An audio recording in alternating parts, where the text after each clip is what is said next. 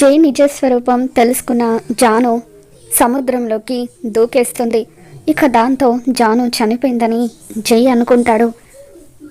ఇంటికి వచ్చిన తర్వాత పెళ్లి కొడుకు గెటప్లో రెడీ అయ్యి పెళ్లి సీడీని చూస్తూ పిచ్చి పట్టిన వాడిలాగా జాను జాను నన్ను వదిలేసి వెళ్ళిపోకు జాను, రా జాను, నా దగ్గరికి రా అని చెప్పి జై పెళ్లి సీడీ చూస్తూ ఎమోషనల్ అవుతూ ఏడుస్తూ ఉంటే వైకుంఠ జైని బాధగా చూస్తూ ఉంటాడు.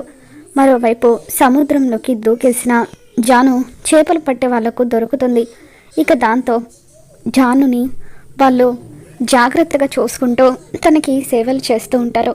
అలా జాను స్పృహలోకి వస్తుంది. స్పృహలోకి వచ్చిన జాను గతం మర్చిపోయినట్టుగా దీని గురించో ఆలోచిస్తూ ఉంటే అక్కడ చేపలు పట్టే ఆవిడ జానుకి జరిగింది మొత్తం కూడా చెబుతూ ఉంటుంది. జాను లంగా ఓణిలో కొత్త గెటప్లో మనకి కనిపిస్తూ ఉంటుంది. మరి జై నుండి విముక్తి పొందిన తర్వాత జాను తన కొత్త జీవితాన్ని ఏ విధంగా మొదలు పెట్టబోతుందో మళ్ళీ మన ఛానల్లో తెలుసుకుందాం. ఈ వీడియో మీకు నచ్చినట్లయితే తప్పకుండా లైక్ చేయండి.